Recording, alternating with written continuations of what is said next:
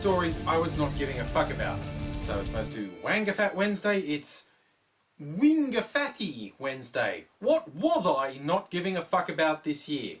And given it's a retrospective, I feel compelled to throw in the little explanation I sometimes do to the particularly stupid commenters who think they're being insightful by going, if you don't give a fuck about it, why are you talking about it? And I say it in that tone of voice because people who say that, thinking it makes them sound insightful, are so fucking intellectually challenged that anything that requires them to think in anything other than a completely linear way is just beyond them. It's like even harder than them eating dinner without stabbing themselves in the face, and most of them can't manage that. You see, they can't comprehend irony or the fact that I may say something solely for the purpose of entertaining an audience, like something that doesn't necessarily gain from some anally retentive, brain-damaged fuckwit trying to put their 2 cents worth in. You know what? No one cares. But yes, I bring up news stories that I think are being overhyped and arguably giving them a little bit more attention simply to A, entertain my audience, and B, highlight the inanity of the news media and how I wish they would all die and be killed off by the internet they keep complaining about. But when I looked back over the years, thought what was the most overrated story of the year, or what was my favourite story that I covered in WAINGAFAT, there really were some themes, and they are pretty obvious when you look at them. And one is simply the celebrity stories, stuff that's given undue prominence in so-called news media. You know, oh, it's the Kardashians. Oh, look, Shane Warne's dating Elizabeth Hurley. Absolute meaningless tripe. And I'm not going to listen to any media outlet that goes, oh, but we need to survive, until they stop covering shit like that. And of course, you won't be surprised, you know a bit about me, think about it, how often the royal families generally, but being an Australian under the dominion of the British royal family, when I say royal family, I usually mean the British royal family. You know, whether it was the Queen visiting Australia, the royal wedding, Pippa Middleton being a porn star, zombie Princess Di on a magazine cover. You know what? It's all shit, okay? It's all a waste of time. I don't give a fuck about these people, and I wish they weren't our head of state, but I would let them keep that if they would just stay the fuck out of the media. Oh, and I am completely aware, that's the media, not the royals. I think it's a safe bet the vast majority of the royal family would be happy if they never appeared in the media again, you know, apart from maybe Betty Windsor doing her Christmas message. I'm sure she loves that. She's been doing it for so long. But yes, it's the media. I'm not really even picking on the royals. I'm picking on the fucking idiots in the media wasting time on them. Another theme that recurred in the WAINGAFAT videos was racism.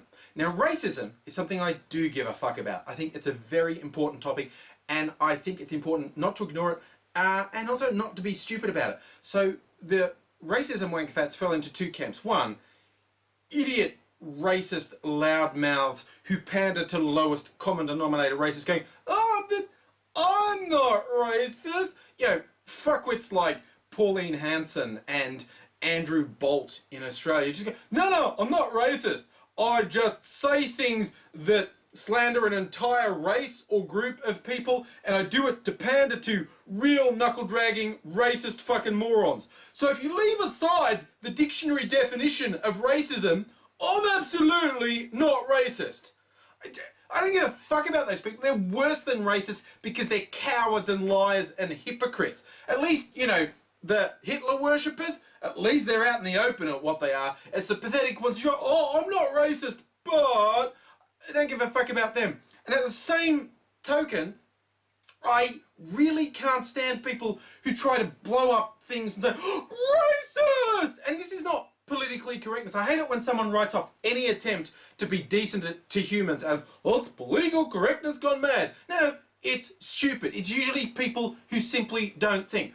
Racists, in my mind, definitely don't think. But a lot of these people who overstate things saying they're racist is because they're incapable of thinking. And the big examples for me this year was an Australian-centred one, a TV show called Spicks and Specks, being censored on the Apple iStore because Spicks is a racial epithet.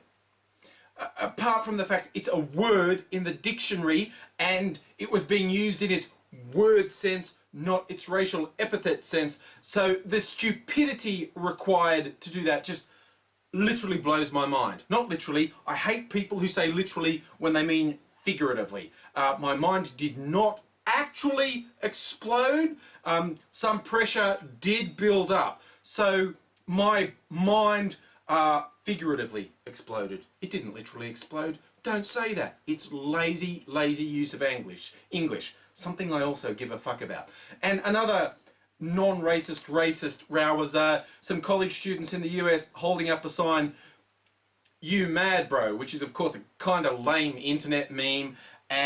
But someone's just gone because the opposing team had black people in it. Some bro was that racist? No, it wasn't, you fucking morons. Pull your fucking heads in and think about it. If you can't think, if you just react, I don't give a fuck about you.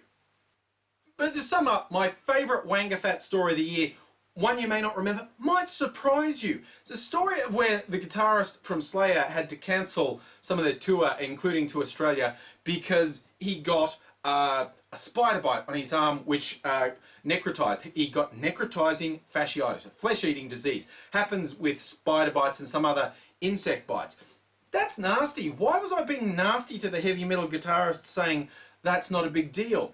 Because and this is why I like this story, one of the reasons I like it, it's so rare that one of these stories falls into direct experience, because of course I shoot a lot of videos with AZ, and if you go and watch his videos on Code Grey, you'll find out he had like pretty much the worst sort of necrotizing fasciitis called Fournier's gangrene, which attacks your balls. Now his balls are okay, but his scrotum went bye-bye.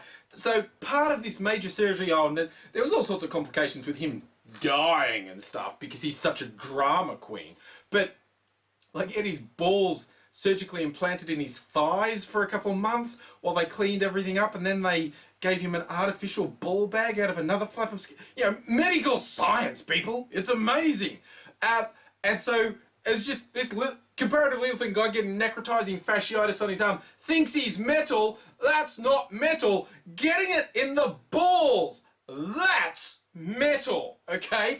And so we were just making a joke because it was his real life. Like, while the necrotizing fasciitis in the arm was bad, is nothing compared to what AZ went through. So that much of it made it one of my favourite stories. But why I really like this video is because you may be surprised to learn this, but 80s hair metal band Slayer has some fans who are fucking morons. And all I hear is, well, they're picking on the guy from Slayer. How dare watch the video, you fucking morons.